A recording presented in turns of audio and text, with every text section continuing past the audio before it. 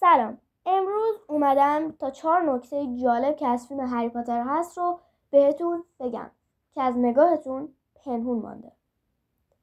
در این صحنه شاید فکر کرده باشید که خاله پترونیا مشغول آشپزی بوده، اما او در حقیقت داشت لباسهای قدیمی داگلی را برای یونیفرم هری به رنگ خاکستری در می آورد. تنها در کتاب اول هری پاتر به این نکته اشاره می شود.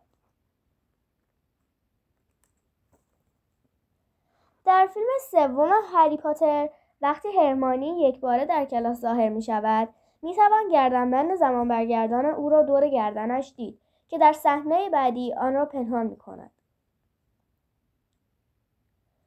در فیلم چهارم هری پاتر در جریان مسابقات جهانی کویدیچ می توان دابی و وینکی جن‌های خانگی را سوار بر لاما دید. در فیلم دوم هری پاتر وقتی هری به کوچه ناکتورن می رود و در آنجا با هاگرید ملاقات می کند، می توان سری کامل کتاب های هری پاتر در پشت ویترین یکی از مغازه ها دید. تا ویدیوی دیگه، خدا نگهدار.